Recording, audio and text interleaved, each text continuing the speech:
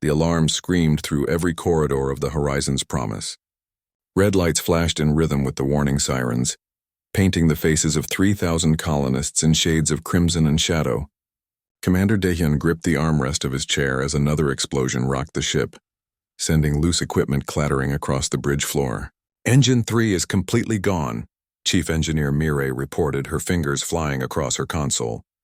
Sweat beaded on her forehead despite the cold air that now filled the ship. "Engine 4 is failing. We're losing power to life support." Dahyun closed his eyes for a moment. They were 3 weeks from the nearest human settlement, stranded in a region of space that most species avoided. The engine failure had come without warning, a critical malfunction that no amount of skill could repair with their limited supplies. "How long?" he asked quietly. Mirai met his eyes. 4 days. Maybe 5 if we cut power to everything except basic life support. 4 days. Dahyun thought of the families in the lower decks, the children who had been so excited to see their new home world. He thought of the elderly colonists who had sold everything they owned for passage on this ship. They had trusted him to get them safely to their destination. Weapons Specialist Taiyang stepped forward. "Sir, we sent out distress signals on all frequencies. If anyone is nearby." "No one comes out here," Dahyun interrupted, though his tone was gentle. "This sector is empty. That's why we chose this route. Shorter jump, less traffic, fewer pirates." He laughed bitterly. "Safer." The bridge fell silent except for the steady beep of failing systems.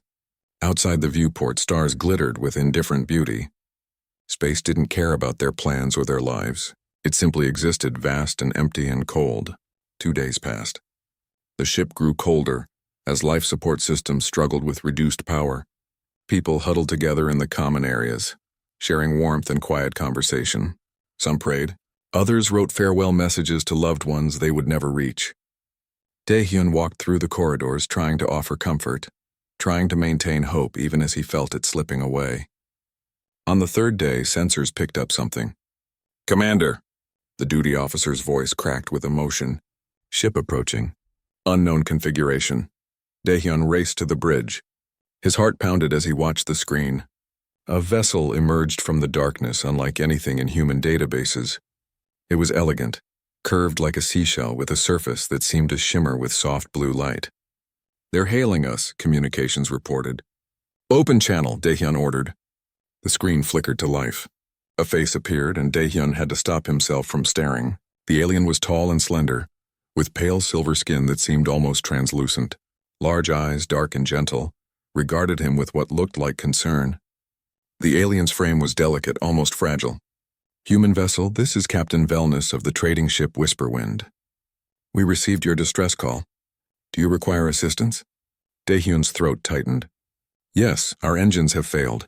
We have 3,000 people aboard, and only days of life support remaining." Velnus tilted his head, a gesture that somehow conveyed deep thought. 3,000. That is many lives. He turned, speaking to someone off-screen in a language of musical tones. When he looked back, his expression was resolved. "We are Valari. We are not warriors or builders of great ships, but we cannot leave you here to die. We will help you." Over the next hours, the Valari ship maneuvered close. Dahyun watched in amazement as the aliens worked. They were clearly not a military people. Their ship carried trade goods, scientific equipment, and cultural artifacts. Yet they gave freely of their supplies. Mirai supervised as the Valari transferred their food synthesizers to the human ship. "Commander, they're giving us their emergency equipment. If something happens to them now—" "I know," Dahyun said softly. "They know too."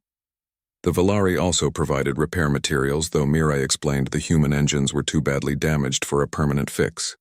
What they could do was jury-rig a system that would get the Horizon's promise to the nearest station, but it would take 2 weeks of constant work, and the Valari would need to guide them the entire way. "We will journey together," Velnus said when Dahyun tried to express his gratitude. "It is what anyone should do." During those 2 weeks, Dahyun spent hours talking with Velnus. The Valari captain explained that his people were traders and scholars. They traveled the galaxy, exchanging goods and knowledge, building relationships and studying the cosmos. "Do you not fear pirates? Raiders?" Dahyun asked one evening as they shared a meal. The Valari food was strange but not unpleasant. with flavors that reminded him of flowers and rain. Velnus made a sound like wind chimes, which Daehyun had learned was Valari laughter. Fear? Yes, of course. But we have found that most species respond to kindness if you approach with open hands. We have no weapons, no great shields. We rely on the goodwill we build. That seems dangerous, Taeyang commented.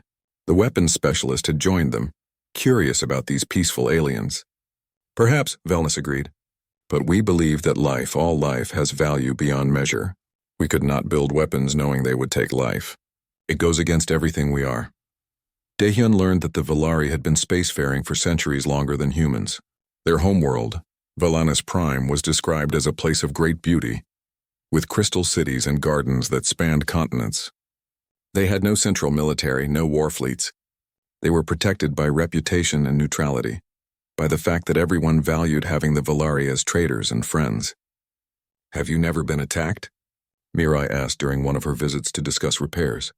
Sometimes, Velnus admitted. And when it happens, we flee or we talk, or we offer what the attackers want if it means no one dies. He looked at each of them. Your people are warriors, yes? We can see it in how you carry yourselves, how you organize your ship. Humanity has known a lot of war, Daehyun said carefully. We've fought each other for most of our history. Only in the last century did we truly unite. And yet you build ships of families and dreams, not weapons, Velnus observed. Perhaps your people are changing.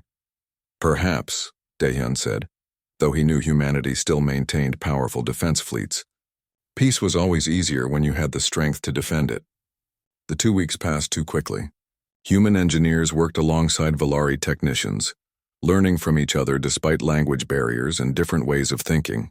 Children from the Horizon's Promise were invited aboard the Whisper Wind, marveling at the alien ship's beauty and meeting the Valari crew, who treated them with gentle patience. Finally, the lights of Outpost Meridian appeared in the distance. The human colony's defense ships moved to escort them in, and Daehyun knew their journey together was ending. He met Velnus one last time in the docking tube between their ships. The Valari captain seemed sad, his large eyes reflecting the station lights. You saved us, Daehyun said. 3,000 lives. I don't know how to thank you properly. Thanks are not necessary, Velnus replied. We did what anyone should do. Daehyun reached out and gripped the alien's slender arm gently. If your people ever need us, if you ever face danger or trouble, call us. We will come. No matter where you are, no matter when it happens, humans will answer. This I promise you. Velnus's expression was unreadable, but he seemed touched. He reached into his robe and pulled out a small crystal, no larger than a coin. It glowed with soft inner light. This is a Valari beacon, he explained. It has been in my family for generations. Keep it. If we ever need to find you, it will show us the way, and if we ever need help, it will let you find us. Daehyun accepted the crystal reverently. I will keep it safe. They embraced an awkward meeting of different species, different worlds, different ways of being. But the warmth was real.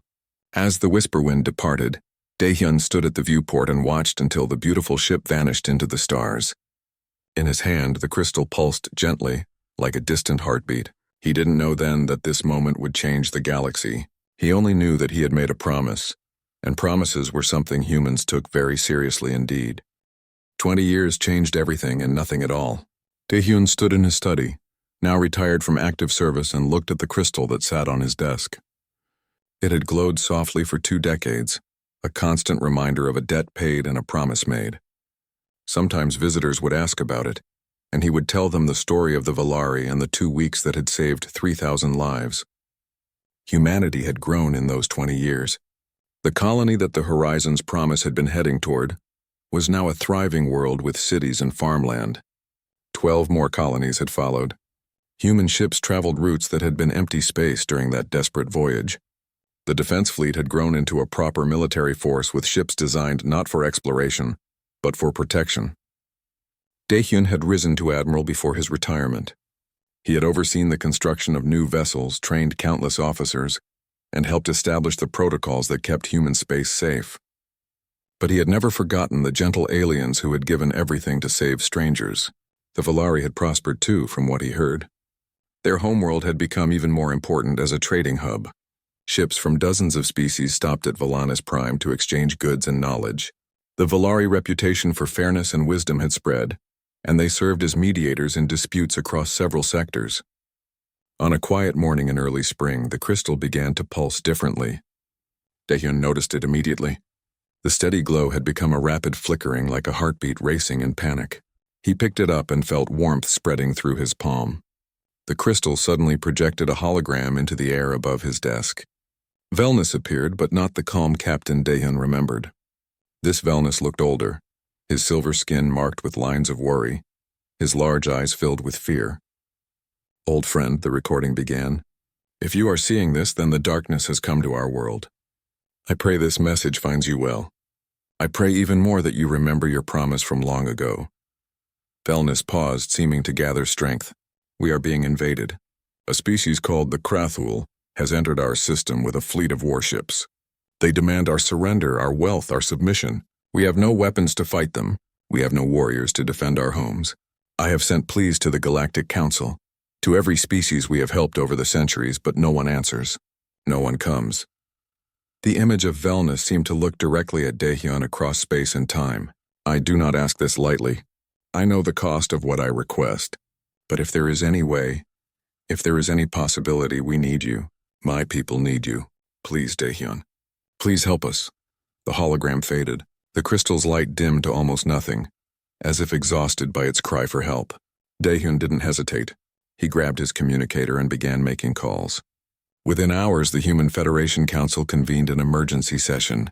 President Hyejin, a sharp woman who had led humanity's government for 6 years, listened as Daehyun explained the situation. Around the conference table sat ministers, admirals, and representatives from all the major colonies. "The Valari saved 3,000 of our people," Daehyun said, his voice steady. "They gave us their emergency supplies, their food, their fuel. They risked their own safety to guide us home. Now they face extinction, and they have called for our help." Minister Dongwon, who oversaw colonial affairs, spoke up. "We're talking about committing military forces to a conflict in a distant sector. The Valari are not part of our alliance. We have no treaty with them." "We have something better than a treaty," Daehyun replied. "We have a debt of honor." "Honor doesn't protect our colonies if we lose ships in this fight," Admiral Kiwan pointed out. He was a practical man who measured everything in resources and risks. "What do we know about these Krathul?" Ambassador Jiwon, who represented humanity in dealings with other species, pulled up data on the central display. "The Krathul Dominion is an empire controlling 17 systems. They're reptilian, aggressive, and they have a powerful military fleet. They expand through conquest, enslaving or destroying species they consider weak." "How powerful?" President Hyejin asked. "Very," Jiwon admitted. "Our intelligence suggests they could field 300 combat vessels in a single engagement.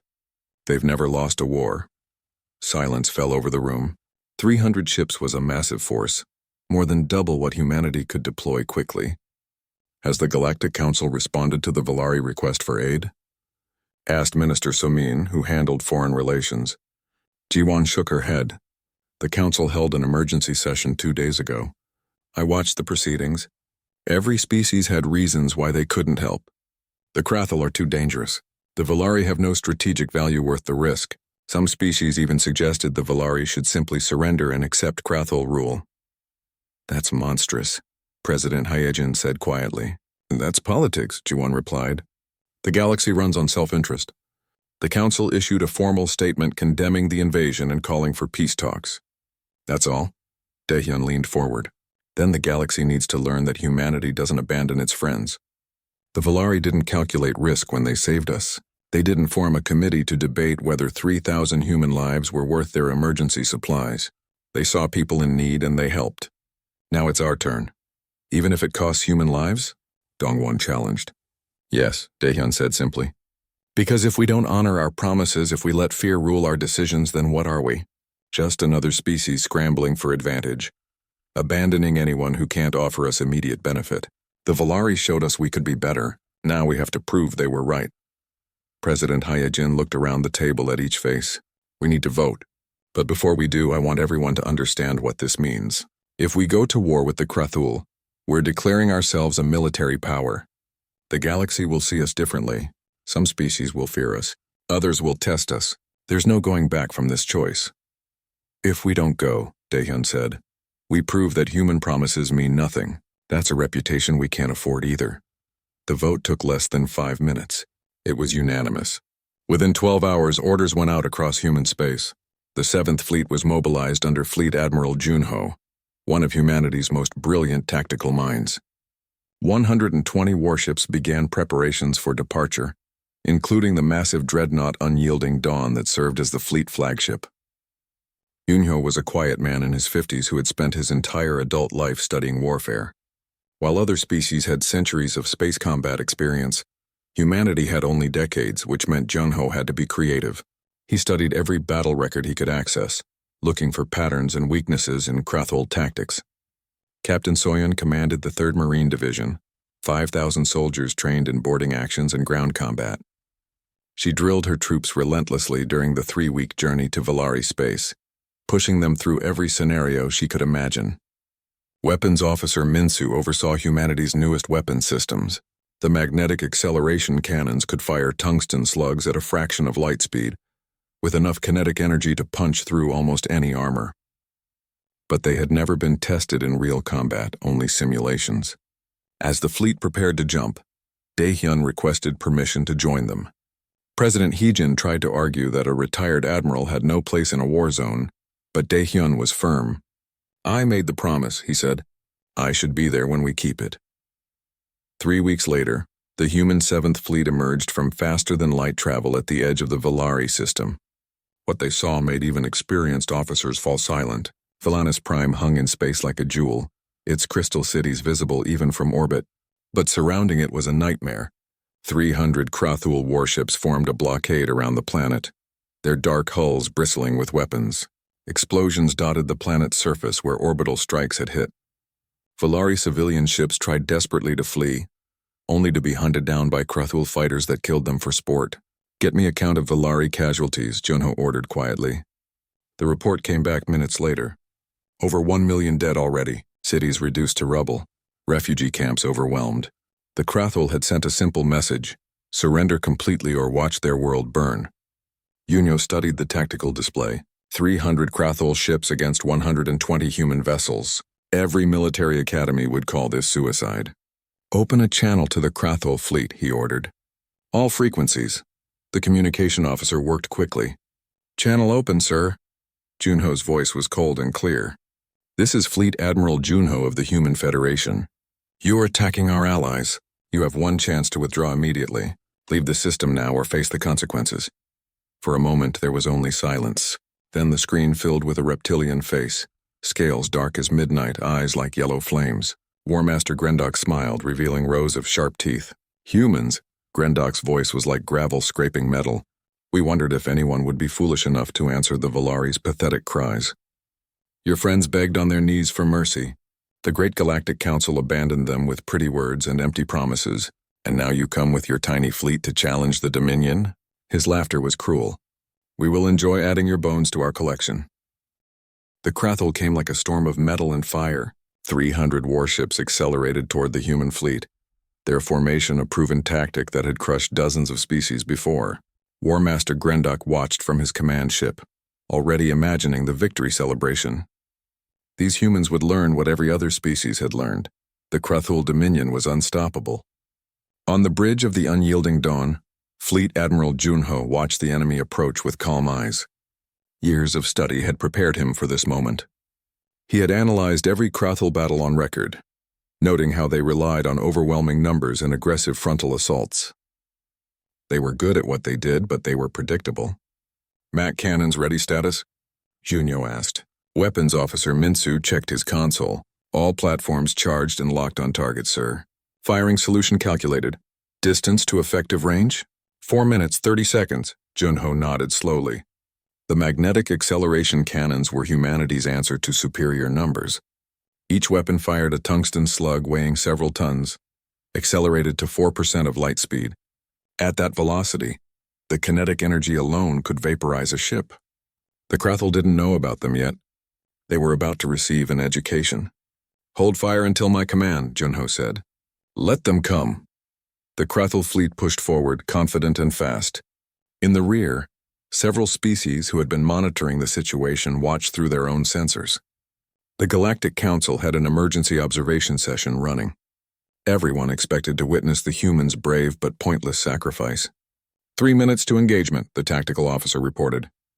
Captain Soyon stood in the Marine deployment bay, checking her troops one final time. 5,000 men and women in combat armor, carrying weapons designed for the brutal work of ship-to-ship fighting. They knew the odds. They knew many of them wouldn't come home. But when Soyon had asked for volunteers, every single Marine had stepped forward. "Remember your training," she told them over the comm. "Trust your team. Watch your corners, and if you see an enemy, put them down fast." 2 minutes. In the engineering sections, crews monitored the power systems. The MAC cannons drew enormous energy. Every shot would drain the ship's reserves, requiring precious seconds to recharge. But Minsu had calculated precisely how many shots they could fire before depleting their batteries. 1 minute to effective range. Junho leaned forward in his chair. "All ships prepare to execute pattern Delta on my mark." The human fleet suddenly shifted formation. Ships that had been grouped together spread out, creating gaps in their line. To the Krathul, it looked like panic, like the humans were breaking apart before the battle even began. Grendok laughed on his command deck. "They scatter like prey animals. All ships maintain attack speed. We'll finish them quickly." "Effective range in 10 seconds, Minsu reported, his finger hovering over the firing control. Unyo counted silently. 5, 4, 3, 2, 1. "Fire," the MAC cannon spoke. 30 tungsten slugs, each traveling at 12,000 kilometers per second, crossed the distance in a heartbeat. The Krathul had no time to evade, no warning that death was coming. The slugs hit their targets with the force of nuclear weapons. Krathul capital ships simply ceased to exist. One moment they were there. The next they were clouds of vaporized metal expanding into space.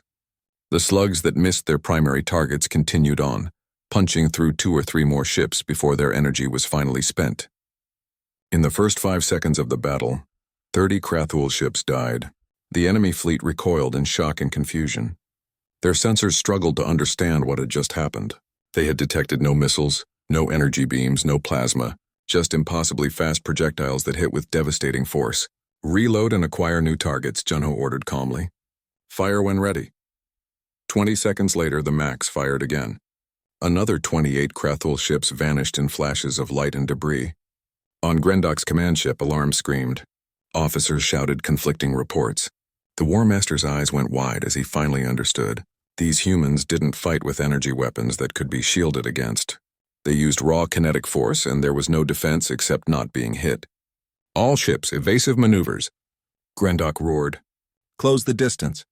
They can't use those weapons at close range. It was the right tactical decision. The MAC cannons needed distance to be effective. At close quarters, ships would be too mixed together to fire without hitting their own forces. The Krathul fleet surged forward, abandoning their formation in favor of speed. Hunyo had expected this. "Release the drones. All fighters engage, and someone get Captain Soyon ready. She's about to have company."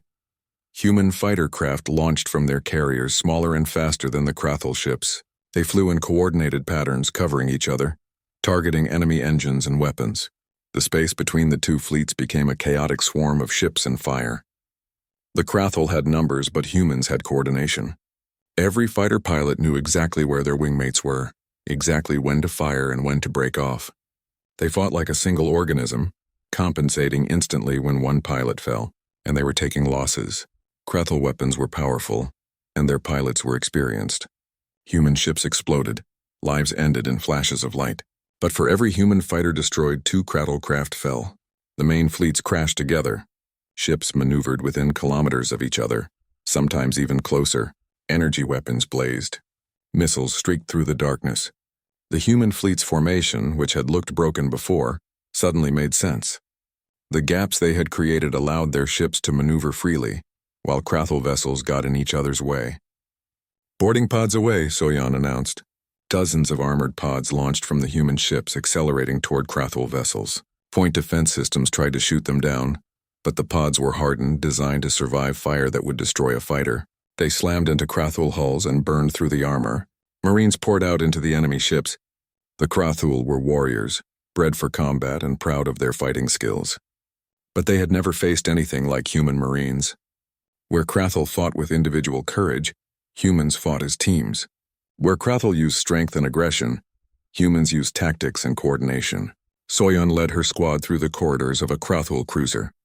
The reptilian aliens were larger and stronger, but human armor compensated, and more importantly, humans knew how to fight in zero gravity and confined spaces. "Contact forward corridor," someone shouted. A group of Krathul warriors charged around the corner, weapons firing. Soyeon's team scattered, using the corridor walls and ceiling as cover. They returned fire with precise bursts, targeting weak points in Krathul armor. 3 aliens fell. The others retreated. "Push forward," Soyeon ordered. "Find their reactor controls." The battle inside the ship was brutal. The Krathul fought hard, defending every section. But slowly, steadily, the human marines advanced. They sealed bulkheads behind them, cut off enemy reinforcements, and methodically took control of key systems. In space, the main battle raged on. The human fleet was taking damage.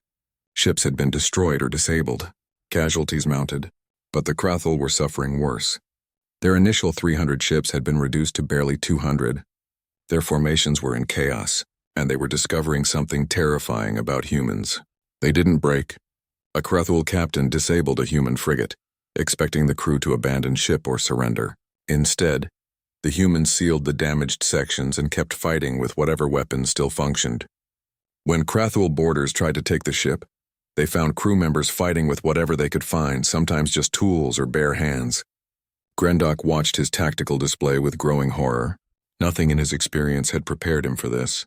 Species were supposed to flee when faced with superior numbers. They were supposed to surrender when the battle turned against them. But these humans fought harder when wounded, became more dangerous when cornered. "War Master, we're receiving reports from multiple ships," his second officer reported. "Human boarding parties are taking control of our vessels from the inside. Send security forces to repel them." "We have, sir." They're reporting heavy casualties. The humans fight with exceptional ferocity. 18 hours into the battle, Grendok made a decision he had never made before. He sent an encrypted message to Krathul High Command. "Request immediate reinforcement. Enemy exhibits unprecedented combat capabilities. Casualties unacceptable. Recommend strategic withdrawal." But before he could order a retreat, Junho sprang his trap. Sensors suddenly lit up with new contacts. A second human fleet, smaller but still dangerous, emerged from the asteroid field where they had been hiding. They appeared directly behind the Krathul formation. Caught between two forces, the Krathul fleet panicked. Ships tried to break away, only to expose themselves to concentrated fire. Others attempted to fight in both directions at once and died quickly. The careful discipline that had made them conquerors fell apart. "All ships target their command vessels," Junho ordered. "End this." The human fleet focused their fire on the largest Krathul ships, the ones coordinating their defense. One by one, the command ships fell. Without central leadership, the Krathul broke completely. News of the battle spread across the galaxy like ripples in still water.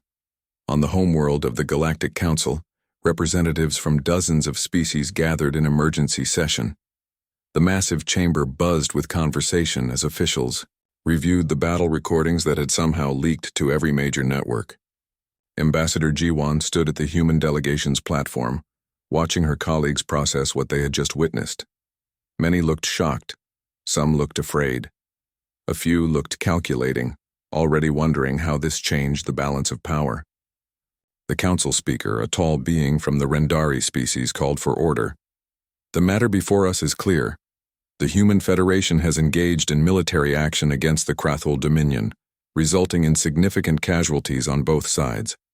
This was done without council authorization or consultation. A representative from the Voltari, a species that maintained trade agreements with the Krathul, spoke up. This is an act of aggression that cannot be ignored.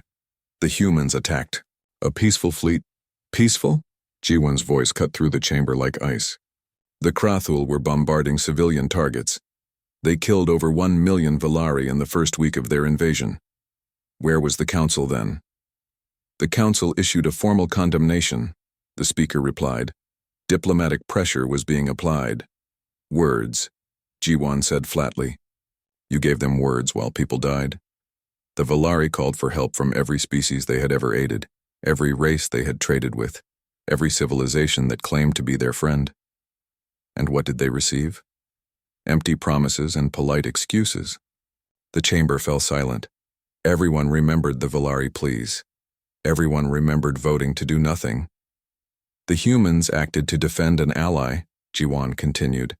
We did what the council should have done. We stopped an invasion and saved lives. If that's aggression, then perhaps the galaxy needs more of it. In the Krathel Dominion, a very different meeting was taking place. High Commander Vekthar stood before the Dominion Council, his scaled face tight with barely controlled rage. Around him sat the leaders of the 17 systems under Krathel control, all of them stunned by what had happened. War Master Grendok has been executed for his failure, Vekthar announced. The fleet sent to conquer the Valari has been destroyed or captured. 200 ships, 60,000 warriors, gone. How is this possible? Demanded one of the council members. The humans are newcomers. They have no reputation as warriors. That reputation has now been established, Vekthar said coldly. Intelligence reports are still coming in, but what we know is disturbing.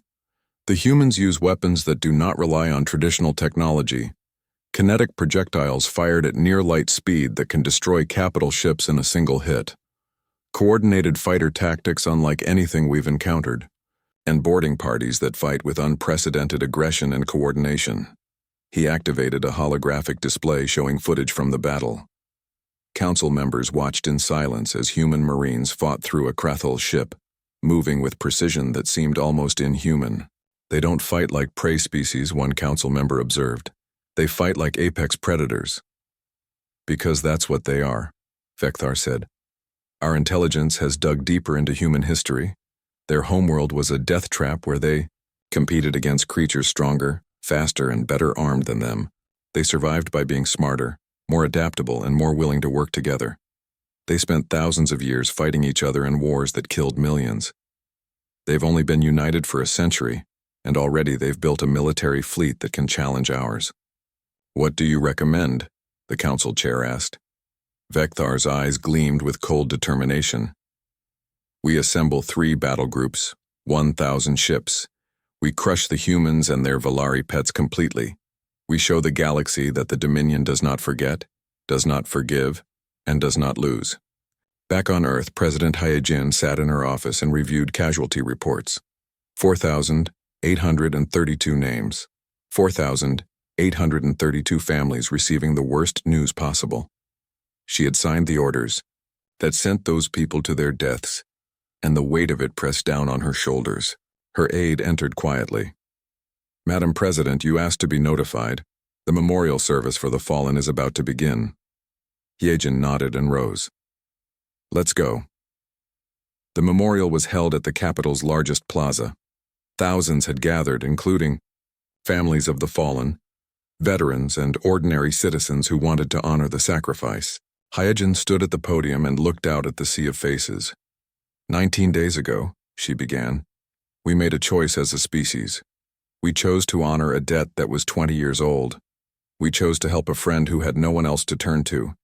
And we chose to send our sons and daughters, our mothers and fathers, our brothers and sisters into battle against overwhelming odds. She paused, gathering her emotions. Nearly 5,000 of them did not come home. They died in the darkness of space, far from Earth, fighting for people they had never met. Some will ask if it was worth it. Some will question whether we should have risked so much for aliens who were not our responsibility. Hyejin's voice grew stronger.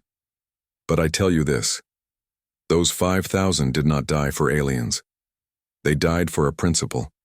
They died proving that when humanity gives its word, we keep it. That when we call someone a friend, we mean it. That we will stand against injustice even when it's easier to look away. Their sacrifice showed the galaxy who we are and what we stand for. She gestured to the wall behind her, where all 4,832 names were engraved in stone. We will remember them, and we will honor them by never forgetting why they fought. In the Valari capital, Velnus walked through the ruins of what had once been a beautiful city. Reconstruction had begun, but progress was slow. Too many buildings had fallen. Too many people had died. The crystal towers that had gleamed in the sunlight for centuries now lay in shattered pieces. He stopped at a temporary medical center where Valari doctors worked alongside human medics. The humans had brought medical supplies, food, and expertise. They weren't just warriors, they were healers too, helping to save lives they had risked everything to protect. A young Valari child approached him shyly. "Are you Captain Velnus? The one who knew the humans?" "I am," Velnus said gently. "My father says the humans came because of you, that you saved them a long time ago." Velnus knelt down to the child's level. "I did what anyone should do, and they did the same. That's what friends do for each other." "Are we friends with humans now?" Velnus thought of Daehyun, of the promise made 20 years ago, of the thousands who had died keeping that promise. "Yes," he said quietly. "I think we are the very best of friends."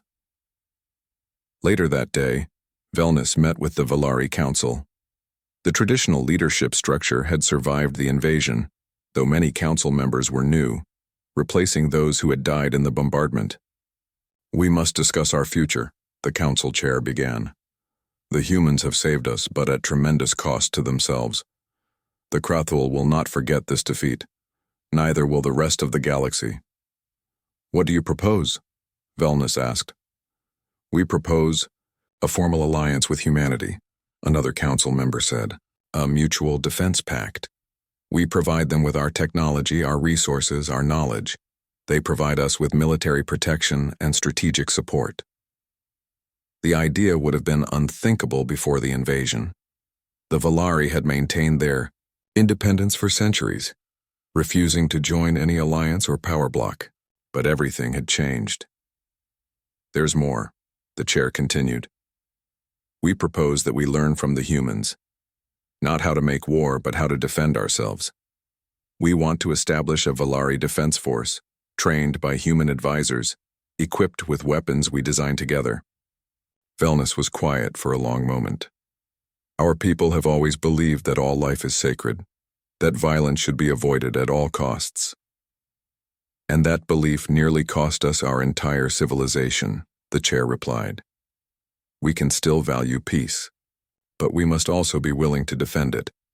The humans understand something we forgot. Having the strength to fight and choosing not to use it is true peace. Being unable to fight and calling it peace is just weakness." The vote was unanimous. The Valari would enter a formal alliance with humanity. 3 months later, the Krathul returned. Fleet Admiral Junho stood on the bridge of the unyielding dawn and watched the sensor readings. 1,000 Krathul ships emerged from faster-than-light travel at the edge of the system. It was the largest fleet humanity had ever faced, but this time, they were ready. 4 more human fleets had arrived over the past months, bringing the total to over 400 ships. The Valari had retrofitted their civilian vessels with human weapons and shields. Defensive platforms now orbited Valanus Prime, each armed with MAC cannons and missile batteries. "They're here for revenge," Captain Soyan observed. "Then they're going to be disappointed," Junho replied. He opened a channel to the Krathul fleet. "High Commander Vekthar, I presume." The Krathul leader's face appeared on screen, all cold fury and predatory focus. "Fleet Admiral Junho, your victory was impressive, but it ends today. We have brought a force you cannot hope to defeat." "Withdraw," now Junho said calmly, "and this doesn't have to end in more death. Stay and you'll lose another fleet." The Treaty of Valanus Prime was signed 6 weeks after the second battle. The ceremony took place in a newly rebuilt hall in the Velari capital. Representatives from dozens of species attended, including the entire Galactic Council. Everyone wanted to witness this moment, though their reasons varied. Some came to celebrate peace. Others came to observe the shift in galactic power. President Heejin sat on one side of the long table. Across from her sat the new Krathul High Commander, a younger warrior named Thakros who had risen to power after Vekthar's death.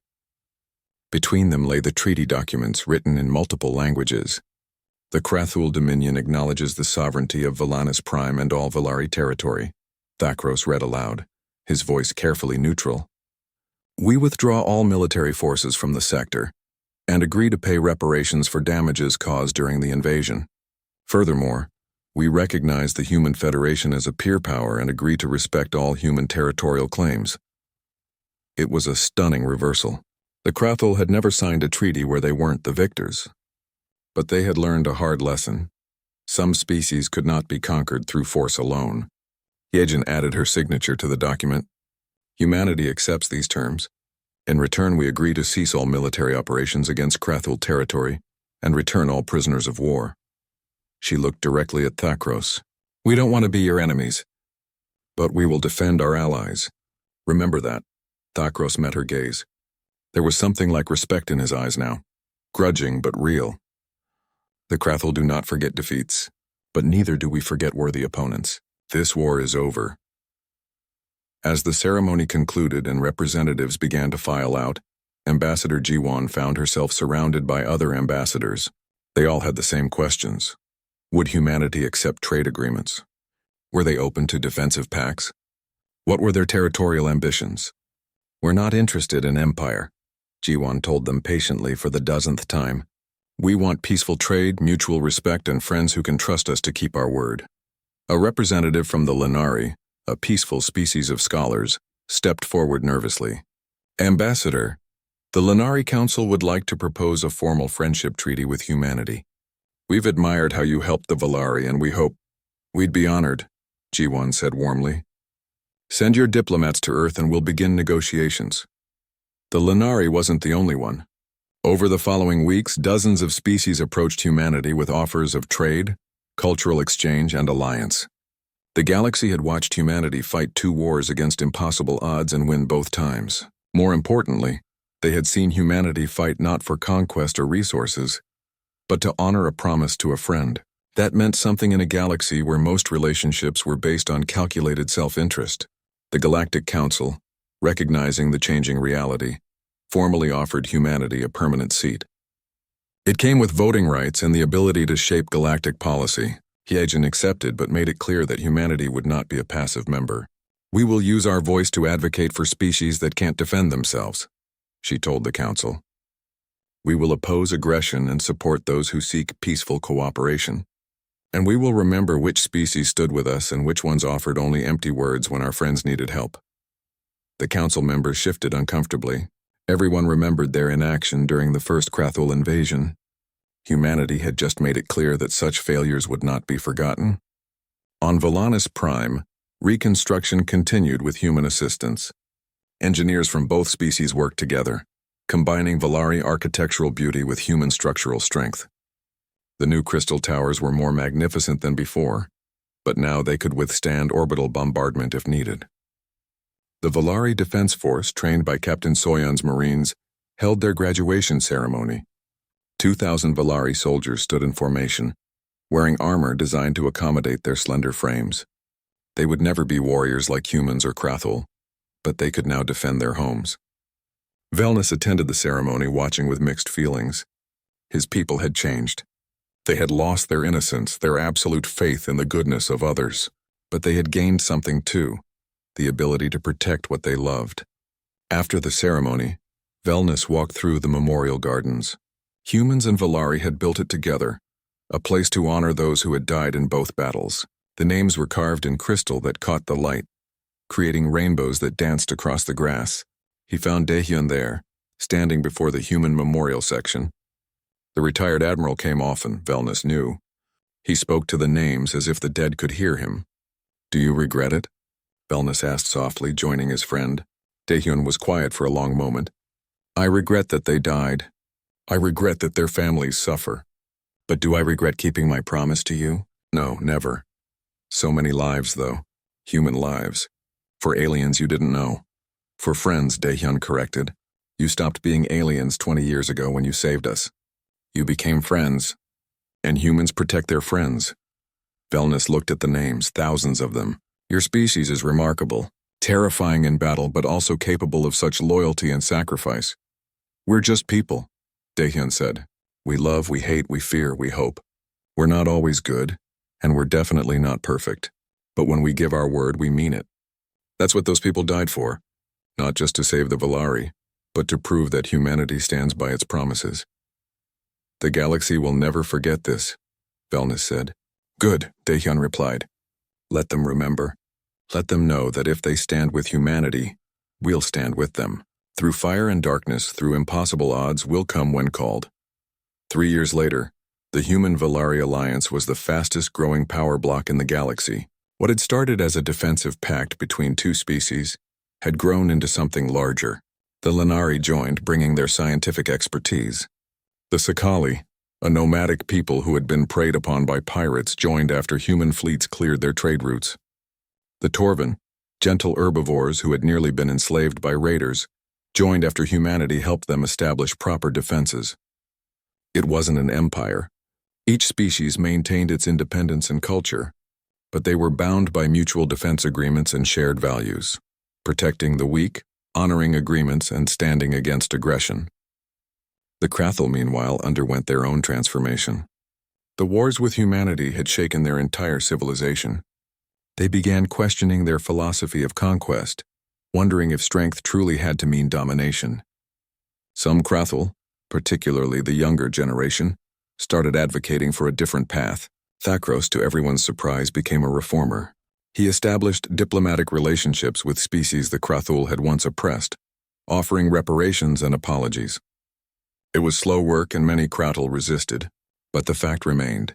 Humanity had defeated them twice and brute force clearly wasn't working anymore. Fleet Admiral Junho, now semi-retired, gave a lecture at the Human Naval Academy. The auditorium was packed with cadets eager to hear from the hero of Valanus Prime. You've all studied the battles, Junho told them. You know the tactics, the weapons, the strategies, but I want you to understand something more important. Why we fought. He brought up images of the Valari, both before and after the invasions. Beautiful cities, smiling faces, families reunited after the war. We didn't fight because we wanted to prove how strong we were. We didn't fight for territory or resources.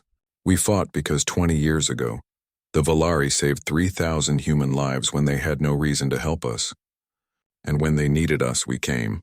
That's what separates us from conquerors like the old Krathul Empire. We use our strength to protect, not to dominate. He paused, looking out at the young faces. Some of you will die in defense of others. Some will make sacrifices that seem impossible. But remember this, every species in this galaxy now knows that humanity keeps its promises. They know that our word means something. That reputation, that trust is worth more than any weapon we could build. On Earth, in a small apartment, an elderly woman named Mirai sat with her grandchildren. They were looking through old photos, including ones from her time on the Horizon's Promise all those years ago. Tell us about the Valari again, grandmother, the youngest asked. Mirai smiled. Well, we were stranded in space, our ship broken, and nobody knew where we were. We thought we were going to die. Then these beautiful silver people found us, and even though they didn't have much, they shared everything. They saved us, and then we saved them, the child said excitedly. In the big battles. That's right. Because that's what friends do. When someone helps you, you help them back. And you don't forget, even if it's been a long time. The child thought about this. Will the Valari help us if we need it someday? I believe they would, Mirai said. That's what makes real friendship. Knowing that someone will come when you call no matter what. In the Galactic Council chambers, decades after the Treaty of Valanus Prime, a new crisis emerged. A species called the Hantari were facing extinction from a plague that their medicine couldn't cure. They had no special resources to offer, no strategic value, no powerful allies.